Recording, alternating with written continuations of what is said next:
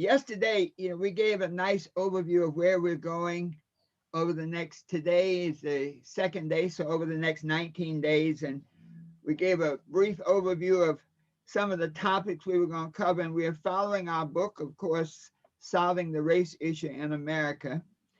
And one of the things, looking at some of the comments from last night, from yesterday, one of the things that has become very, very clear is that people are really hungry and ready for this, that the knowledge in this book, the information in this book is critical, and that it just has not been taught before. It's not, it really just is not available. And so as we've been going through it, it's just been such a joy to watch and see people respond to it. So yesterday we gave a quick overview. We did we call it the prologue, where we sort of set the stage for how the book came about. We covered the table of contents, where we went from the book overview through observations and commentaries, American religion, America's record in dealing with Black Americans in the beginning, where we talk about the formation of the country and the Declaration of Independence and the Constitution, the 100th monkey, which gives a psychological treatment to to the slave experience as an intense modification, behavior modification experience. The making of a slave, which goes into some of the stuff that we've heard about, but one of the goals that we had was to actually find as many writings as we could on that issue, because this slave uh, program did not just come out of thin air. It was a well orchestrated process for behavior modification. We talked about the Civil War and the impact of the Reconstruction, and how that transformation through 1898 and a number of other um, political and civil transformations really brought about the age of segregation and many of the negative things that happened as far as Black people in our country. And then we shared the new slavery, which is really you might call it the political industrial complex and the role it has given Black people in America. Thank God for television, which really, the platform that we're on right now is a tribute to the power of the information age and the ability to get out the word about things that are happening, so that people become involved with civil and political and issues of the time almost in a real-time fashion. And the interesting thing about that is I think it gives people a sense that they can impact it. In the civil rights era of the 50s and the 60s, by the time we read about it in the newspaper, everything was over. The marchers had gone home. It was a new day. So uh, television was a powerful team, and now the internet. We talked about the cycle repeating, and then the most important thing of all, where do we go from here? And then the words of Dr. King's last book, where do we go from here, chaos or community? And that is really where we stand. And from that point, we then went into just the dedication, and we set the stage now for the introduction. So back to you, Dr. Rogers. I also want to give a shout out to some of our sponsors. We'll do that a little later. We have a list of powerful sponsors who've helped make this class, this program a reality. So back to you, Dr. Rogers. Thank you so much. As we know, the artist and the creator, Dr. Herbert Harris, whose music was playing earlier on, is the author of the text. So we actually have an opportunity to interrogate the text with the author, and we'd like for you to place your questions in the queue up your questions now. And as we go through the text, if anything arises, even as a comment, please include that. We're being joined, Dr. Herbert Harris and myself, Dr. Dennis Rogers, by our two wonderful daughters. So this is a magnificent experience for us. We're being joined by Dr. Harris's daughter, which is Olivia Harris, and by my daughter, which is Mazare Rogers. And I'm going to introduce Mazare as she begins to read, and then Dr. Harris, of course, can introduce his daughter as she begins to read. So Mazare is a wonderful person. In addition, she's a professional poet. She's a poet for hire. She's performed in front of audiences numbering up to 6,000 at the International Religious Conference in Canada. Mazare is also a master's, a MDiv student, MDiv graduate from Covenant Seminary in St. Louis, and a UNC graduate in the field of English. And her poet CD is entitled A Taste of Raw Honey, because she delivers truth with a sweet kind of delivery.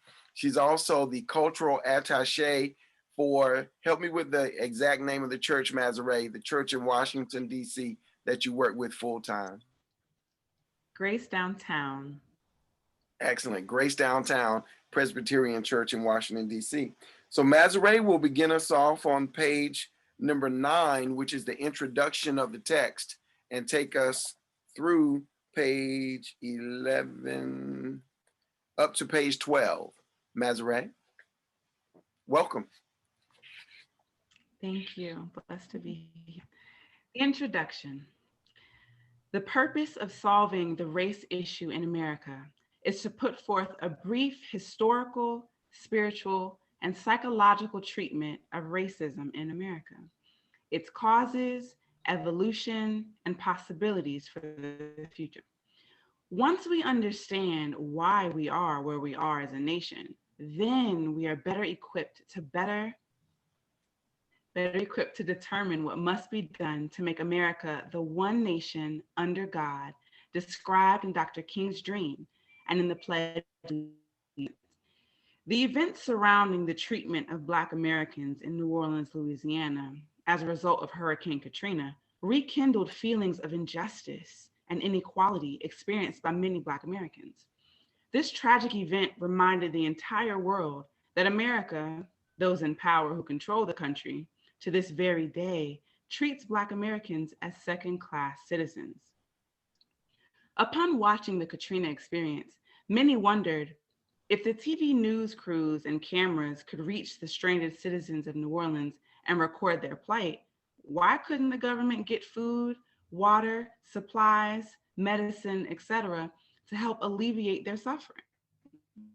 It truly made me wonder, what is the true meaning of the song America the Beautiful, dutifully sung at public events throughout America?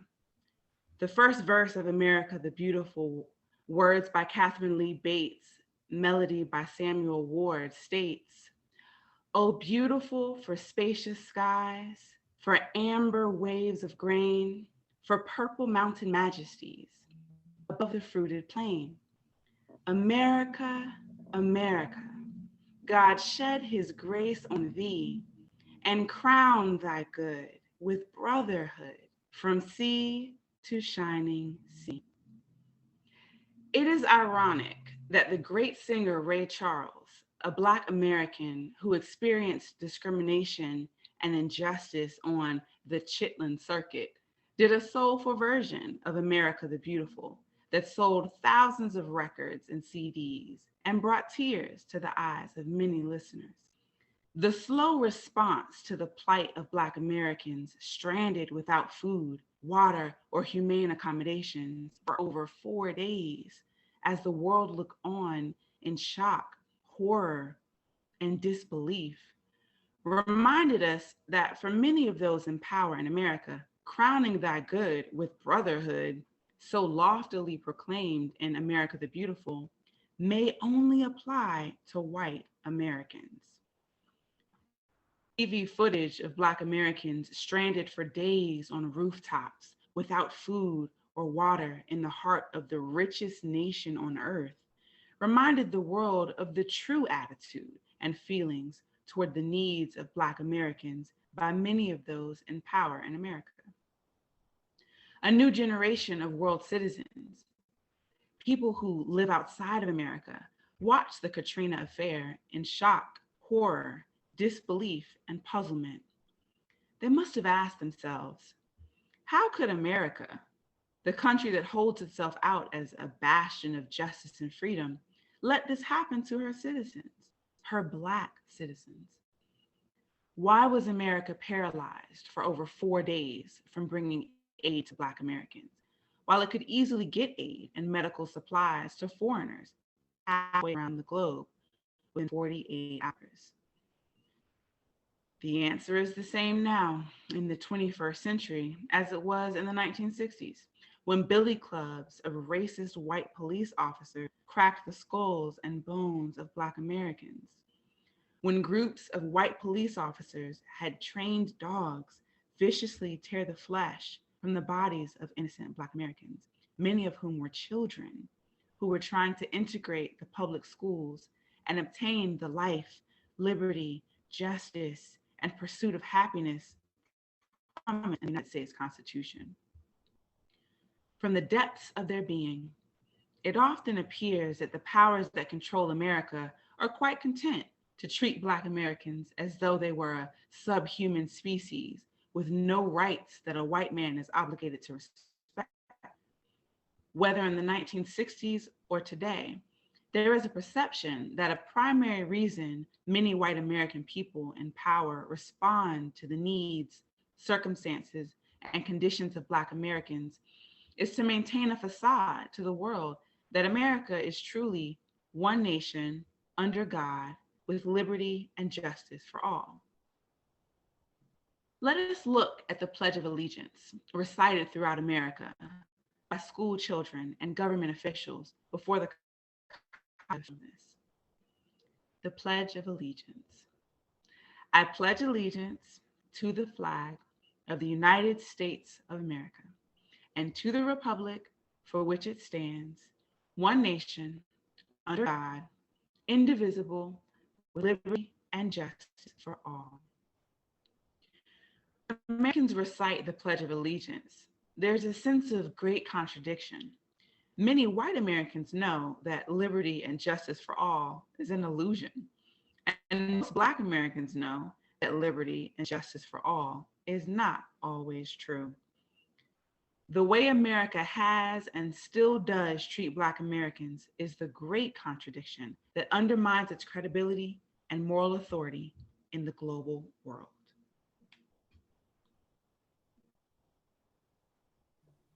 That was profound, Master Ray. You know, You're muted, Mr. Rogers. it's something interesting when you hear your words, even though I may have written them, when you say them, it gave a whole new life to the words. Dr. Rogers, your mic is off. Wonderful. I was going to say, can we acknowledge both? Wonderful job, Mazare. Thank you for that intense reading. And can we acknowledge our sponsors at this time, Dr. Harris? Sure. You know, our platinum sponsor, Great. Art Saunders, is a retired military officer and a person who's really been involved in the civil rights struggle. He was in the Navy, the military for many years, a very, very senior citizen, okay? But one who believes that it's important that our young people know so much about what the world is about and how our country has dealt with Black folks. One of our silver sponsors, Robert Nixon, is also retired military. And it's interesting, he saw a vision when he read the book. He saw a vision that he really wanted to be involved to make things happen. And so these two, we'll say military people, are two of our key sponsors. We have some others, but I wanted to start with those. Back to you, Dr. Rogers. Sir, I'm just sending out a message here. Okay, great. So now we'll pick up at the truth about America. All right, put on your safety belts. Dr. Herbert Harris held no punches on this one. If the world only knew the truth about America. America is a country built on the tortured bodies of Black men and women who were stolen in the night from their homeland, Africa. America is a country where Black women were systematically raped, abused, and disrespected in ways no God-fearing person could. Country where, according to a Tuskegee study, Between 1882 and 1968, there were 3,446 recorded lynchings of Black American men and women. These statistics translate into 40 Black Americans lynched per year, or one Black American lynch every 9 days over a total of 86 years. More than 73% of the lynchings in the post-Civil War period occurred in the southern states. According to the Equal Justice Initiative, 4,084 African Americans were lynched between 1877 and 1950 in the South. Lynching in America, Confronting the Legacy of Racial Terror report, the third edition out of Montgomery, Alabama's Equal Justice Initiative. The official number of lynchings is very conservative, since many lynchings of Black Americans were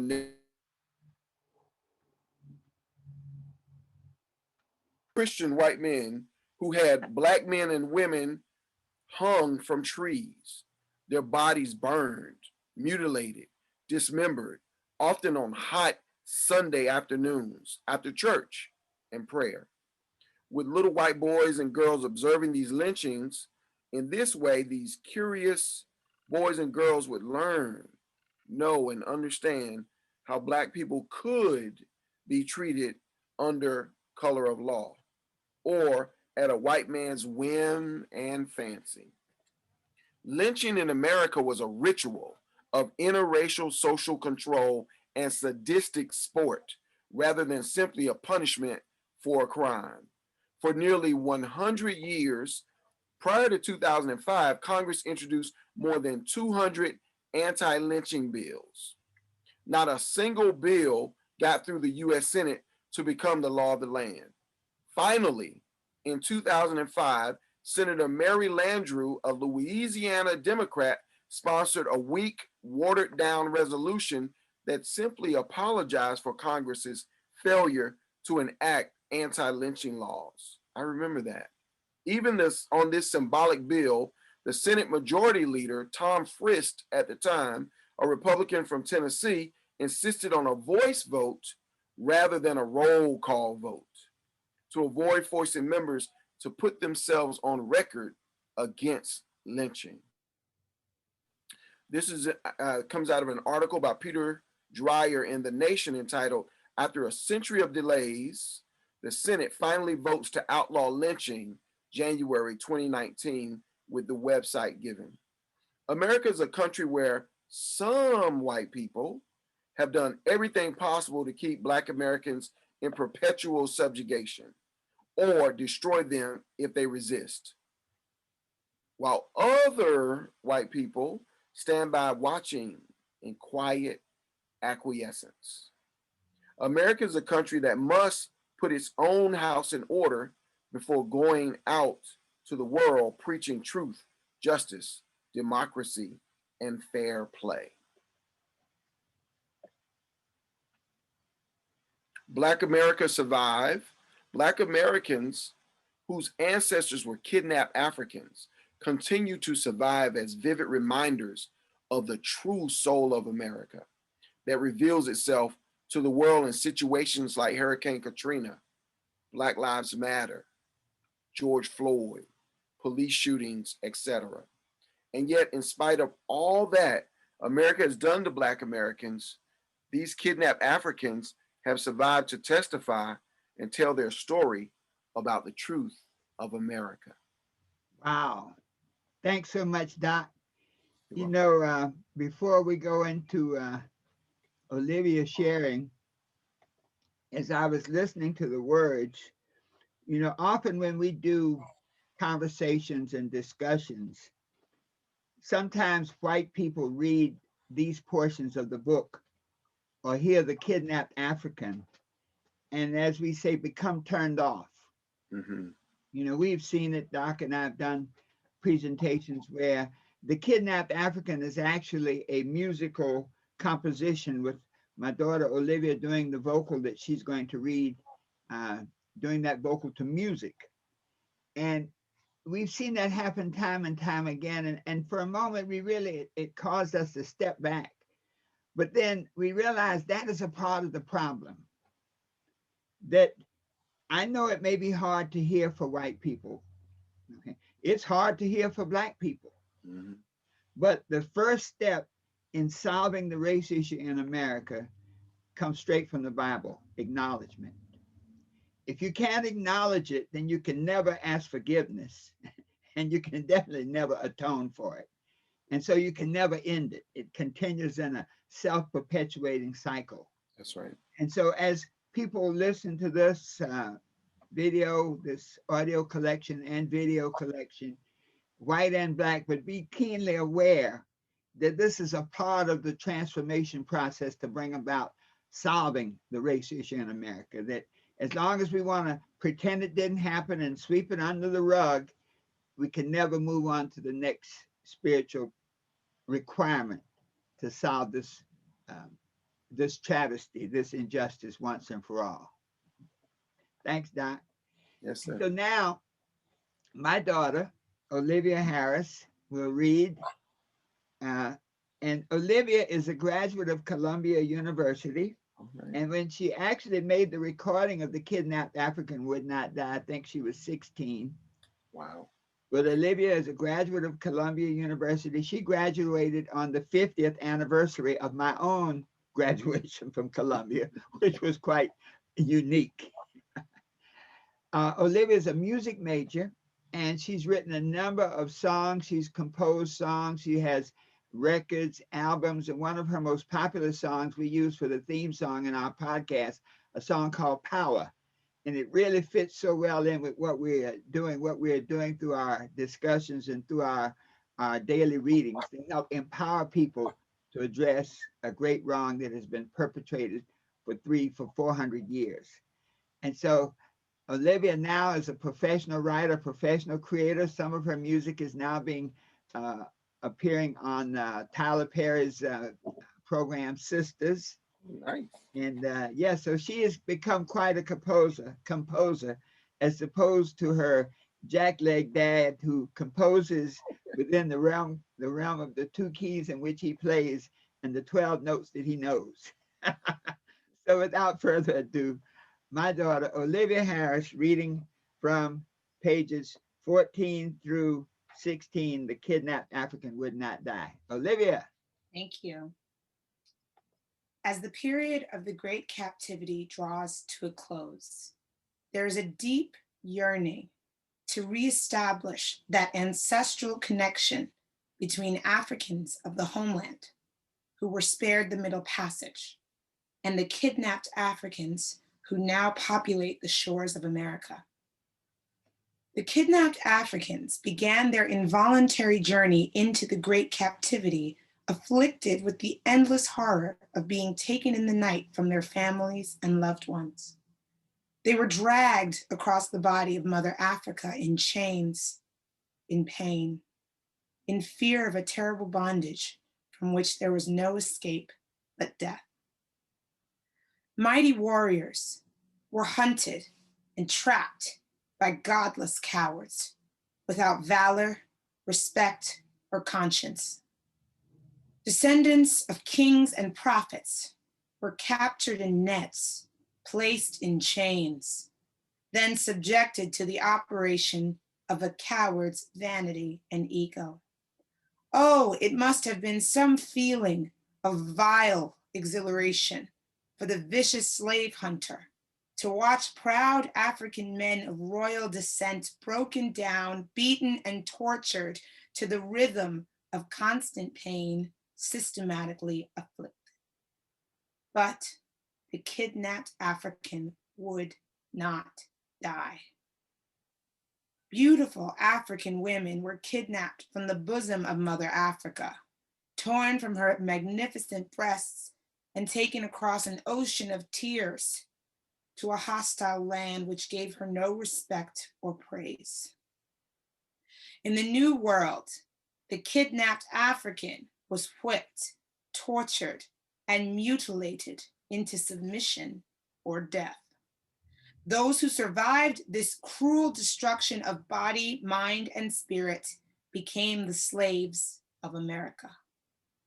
This dehumanizing process transformed the kidnapped African into human property, to be possessed and used at the whims and fancies of a heartless master. But the kidnapped African would not die. The transformation of the kidnapped African into the American slave had as its intent the total destruction of the African mind, consciousness, and spirit. Penetrating every level of existence, the vicious slave master attempted to destroy all that made the kidnapped African human. The male was valued for the strength of his back and the power of his seed. The female was valued for her fertile womb and the lustful pleasures that could be taken at will. The family was destroyed by separating the men, women, and children. But the kidnapped African would not die. Then the final indignity was inflicted upon the kidnapped African. Rewriting this bloody saga of captivity and affliction, the ruthless slave master attempted to close the minds and eyes of his human property to the past and land from which they had been stolen in the night, hiding forever the greatest wrong ever committed by one people against another. The pain and horror of the captivity were replaced by endless pages of silence and insincere apologies. The muffled screams of Black men hanging were drowned out by pompous speeches loudly proclaiming the American dream for all. But the kidnapped African would not die. The faint remembrance of the African homeland was buried deep within their souls, deeper than the whip could reach, deeper than the hangman's noose, deep within the bosom of their God. Mother Africa is now calling for her sons and daughters of the captivity to unite once more with the sons and daughters in her bosom, to begin again to build another dream that will never be destroyed. The kidnapped African who did not die, heeding the call of the eternal mother, is now set free to remake the universe in the image of good, in the image of God, in the image of the distant glory from whence they came. For the kidnapped African would not die. Wow. Wow. Have to let that sink in for a minute. Yeah. Even to read it, I'm thinking back as a child when I first, performed this, and it was deep, but I didn't get it. I didn't get the depth at that time, because I think there is the part of the education of being a Black person is, as you become older, you start to understand just how unfair and just how illogical the system that has been created truly is. And you start to see it happening to people that you know, and people in your age group, and people younger, and you start to really get a sense of, there's a cosmological sense. It's a deeper, it's not just, the local, what happens in your home or your neighborhood or your community, but it becomes a sense that, that we are all connected at this level of affliction, of being of pain and suffering being dealt to us as a community. And so now, with that knowledge, having seen George Floyd's body, having experienced Tamir Rice, having been to the protest, having had the conversation so many times, it really comes a moment where I feel the profound achievement it is to be alive and Black in this moment. Mm. Wow. David, you just wrote another verse to the whole piece. That was wonderful. That's so wonderful. Thank you so much, Olivia. They, in our task to really educate, especially our young people, I was just so blessed that Olivia would take the time when she recorded it at 16, as she said, she got the feeling, but I think now you've gotten the total understanding. So beautiful. Thank you. Mhm. I'll just close that one piece out. And it says, as far as many Black Americans and white Americans of goodwill are concerned, the United States of America has much work to do to live up to its creed. We hold these truths to be self-evident, that all men are created equal, that they are endowed by their Creator with certain unalienable rights, that among these are life, liberty, and the pursuit of happiness. Whew. Doc, you want to do your questions? Any questions back and forth? Well, there's been an acknowledgement of Langston Hughes's birthday, and this idea that this poem kind of reminds folks of I Too Sing America, when he makes the statement that to the kitchen and eat, and I will grow strong, and company will come to see me. And I see Olivia shaking her head. Yes. Would you care to comment in that vein, Olivia? Was one of my favorite poems just growing up. And I love, because I think he says one day they're gonna see how strong I am and see how beautiful I am, and they're gonna say, why didn't we bring you out? There's this moment, it's like, in spite of there's a, what is it, the stone that the builder refused? Yes. Like, that sense that there is a kind of like a profound destiny of, you can do everything you want to push this aside, you can hide it, you can kill it, you can whatever, and it will still come back.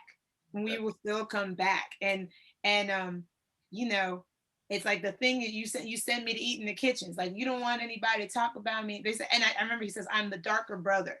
That's right. Because we cannot, at this point, we cannot pretend that we are separate things as Americans. We can't continue with that fallacy that we're not actually like this. When we leave America and we go other places, my mother's family's from another place. When I go there, I'm not a Black American, I'm an American. Right. Like they know I'm Black and they know I'm American, but if I go with that, those are the Americans coming, and this consistent attempt to, it's like this breaking apart and bringing back together, and breaking apart and putting back together, and it's maybe we can do it one time and it can just last. Bring it all together and just stay there. Yeah, because there is ethnic identity. I know Mazare, she actually worships in a space with various ethnic identities, being in the same space. And so, an Italian American, a German American, but like you said, when we go abroad, we're perceived as Americans. Mazare, would you care to just speak to what you're seeing in the kind of, multicultural space as it relates to what's going on right now? Well, yeah, I can just say, first of all, I want to thank Dr. Harris for writing this book. What I'm struck by in this moment is just not only how powerful words are and can be, but also how they can be completely ignored. So we kind of go from, oh, America the beautiful, and that being this like, yeah, this is how we should be, but it's shallow because it's not being lived out. And then we go to these actual words of more empowerment and talking about how Black people are so resilient. And that's truth, and that's real, that we see in reality. So I'm just kind of struck by that. I just want to thank you for showing those two different sides. So I'm in a multicultural church here in Washington, D.C., and we are trying to grapple with what's going on in our city right now, what's going on in our country right now, and trying to live out the truths of the Bible. So I really appreciate also just thinking about the image of good and the image of God and how we're fighting to get back to that point, because our image has been so desecrated by, people who seek to oppress us. And so I think it's a lot about just kind of seeing the dignity that we have and trying to elevate that for ourselves as Black people, and also showing that to the world. And maybe they'll get it, maybe they won't, but we're going to do what we can, to bring people together. Thank you for that. And Dr. Harris, just kind of a question for you.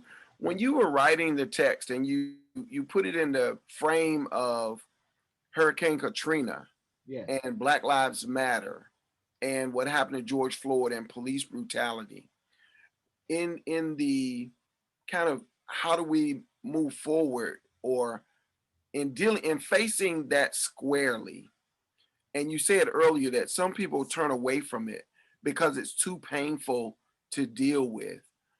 Any suggestions on how to manage that process where people are in fact in the middle of pain? Because it seems like, some people run from emotions, but then there's this idea that one should truly experience the emotion and recognize that the emotion will pass. Well, Doc, that's an excellent question, and thank you so much. Whenever we are confronted with a challenge, an unpleasant truth, an unpleasant reality, there are a number of things people do. Often people fight it. We see it right now in America. When I'll sort of paint an analogy, when we look at the getting rid of the Confederate monuments and removing symbols of slavery and oppression, people will fight it and pretend that it's something else. That is not a symbol of oppression. This is a historical event. Well, then put it in a museum. Don't put it outside the courthouse. Right. When people see it, they can literally forget it. They can pretend that they didn't. And I think a lot of folks take that attitude. They want to just, I wasn't there. None of my people enslaved anybody. I never whipped anybody. And so I really have no involvement with it at all. And what's interesting about that is in the state of North Carolina, just yesterday, the DMV, the Department of Motor Vehicles, decided to rescind putting the Confederate flag on some of the vanity license plates. When people have organization affiliations, they've been able up until yesterday to purchase a vanity license plate issued by the state government that actually had the Confederate flag on there. So when you say that, it's like South Carolina brought it down, Georgia brought it down, but it was maybe when it was in the nation's capital, yes, that the reality hit the leadership of this state, North Carolina, yes, that this is way out of order. Yes, yes. And Doc, there's this mental transference. Everything that's taking place right now is taking place in our minds. We often say, it's not about the enemies. It's really spiritual enemies that we're dealing with. It's, guns and bullets are just manifestation, but the true enemy is spiritual enemies. And so when you recognize that an idea, so, people say, well, it's just a Confederate flag, but every symbol has a meaning. Yes. Every symbol is a seed. And so how that seed is planted in the consciousness of the person who not only drives that car, but of the person who sees the person drive that car. Right. And so that is one of those growth experiences that we're going to have to grow through, to recognize that everything has meaning, that God created a perfect planning. God did not create anything that had no meaning or had no use. He didn't wake up one day and say, I didn't need to come in. That wasn't necessary. Everything has meaning. And when I say God, I mean the spiritual essence of it.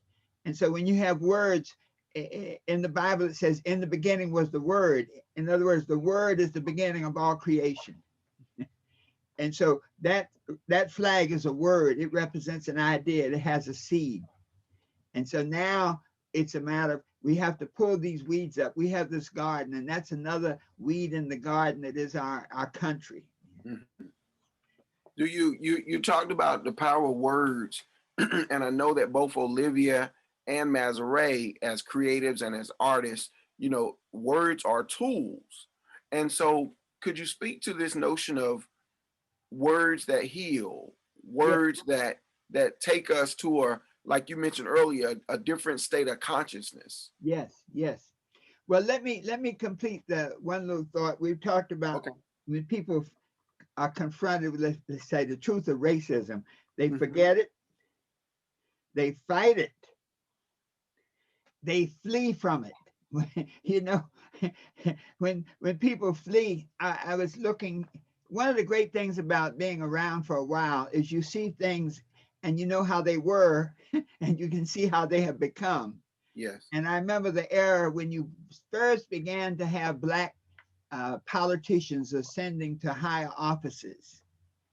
And so when Carl Stokes became the first Black mayor of a major city, he was what, mayor of Cleveland, In Ohio. Ohio, yes. The the white people there thought it. Now, it they created once again a thought that made sense.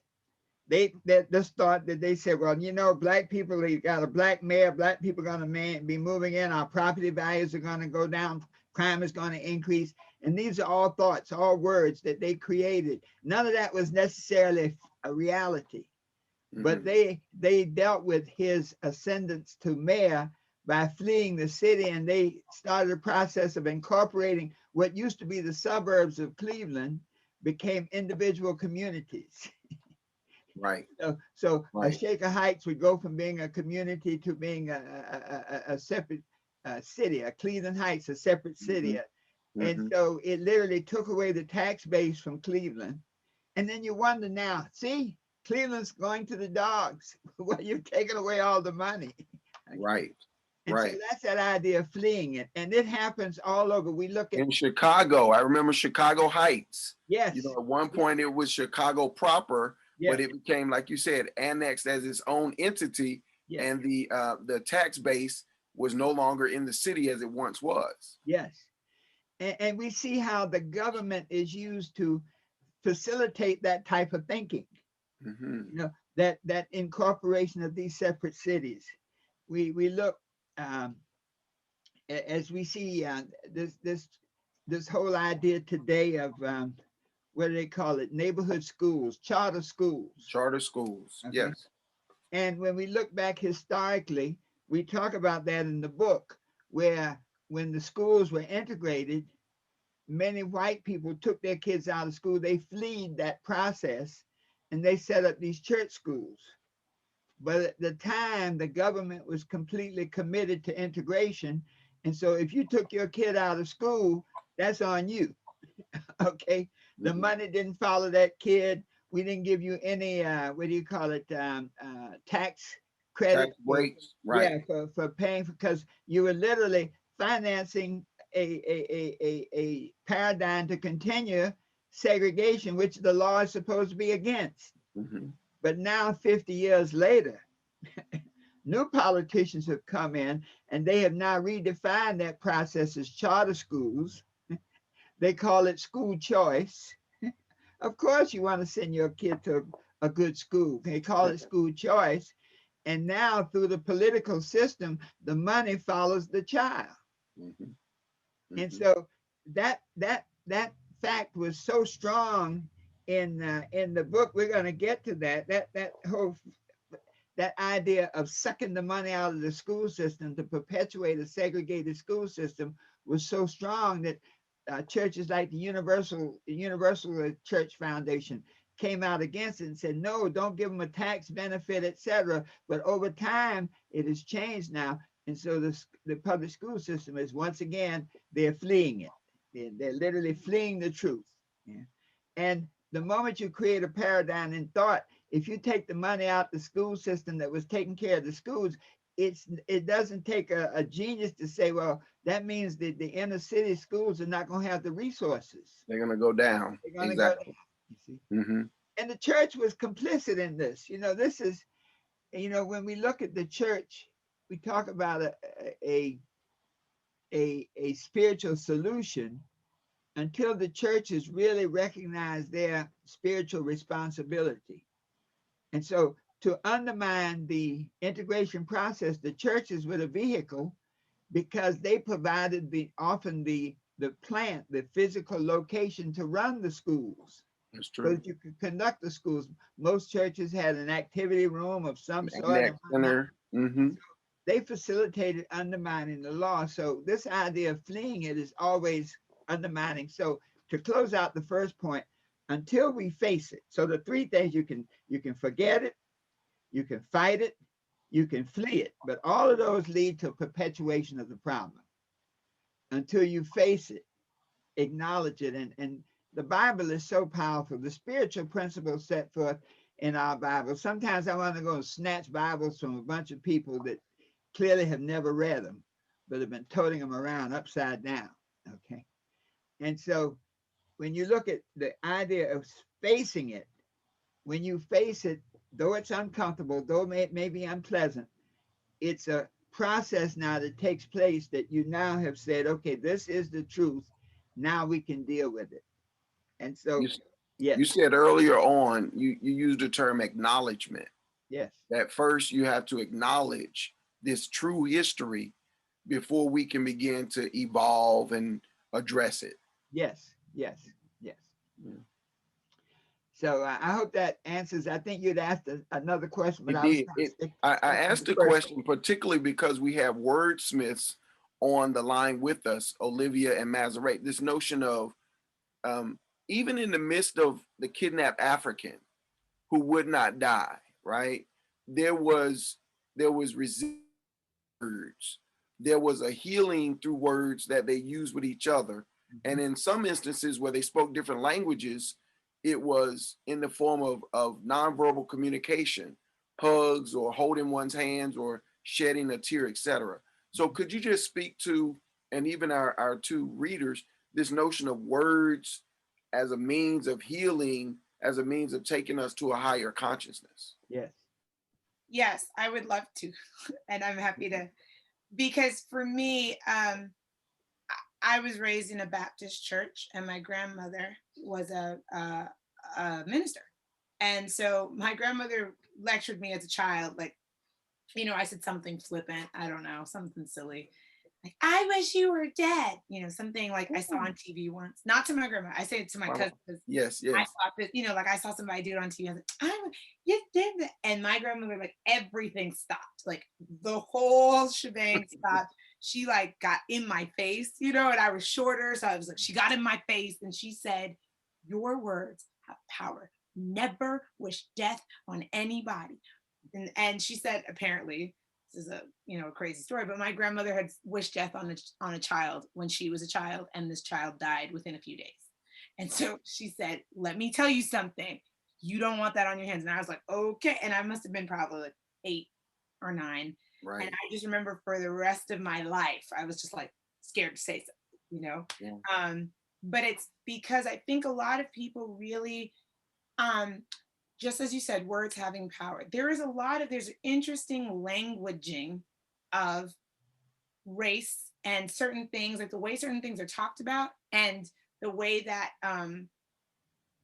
so first there's the first thing of lifting people up, right? And actually giving people energy and the resources they need emotionally and spiritually to move forward. And that's why the church to me is so incredibly important, because the church is one of the few places where people can expect other people to give words of encouragement, Right. to speak life into somebody, even when you make a mistake. I grew up performing in church. I used to play the violin, piano, and we go and we play a thing, and you make a wrong note and you get scared, and someone goes, that's all right, baby, that's all right, you just keep going.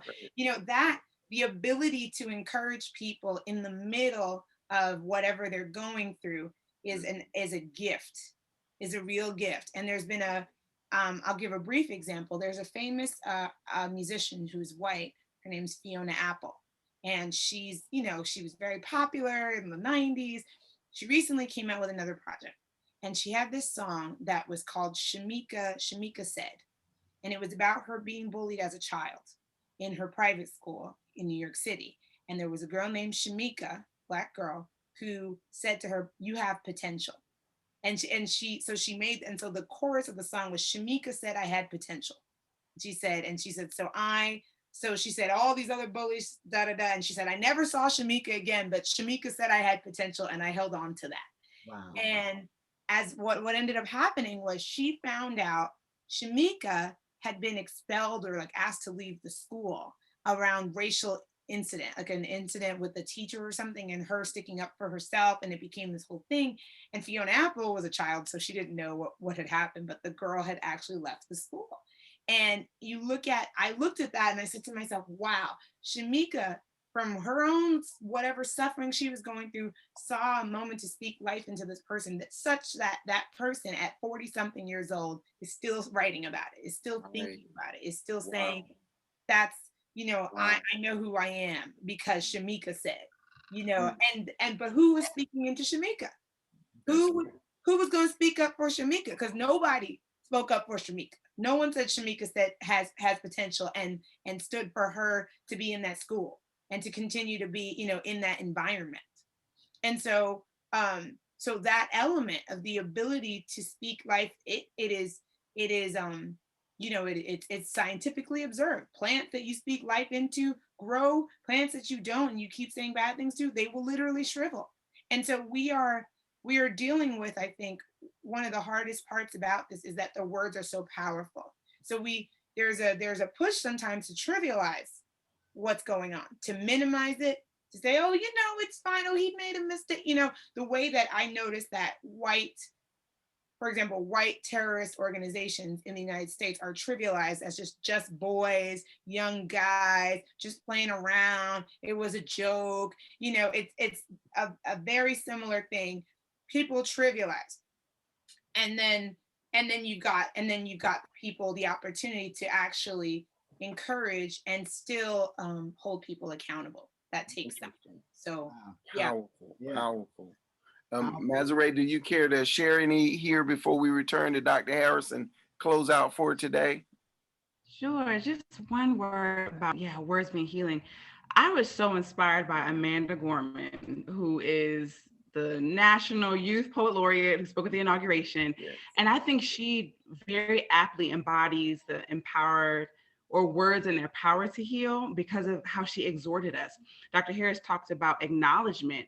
She was very keen on acknowledging, here is our troubled past and our recent past. She'd actually rewritten her poem or included what happened at the Capitol to name the things, but then she called us higher. I love how she closed. She said, there's always light if only we're brave enough to see it, if only we're brave enough to be it.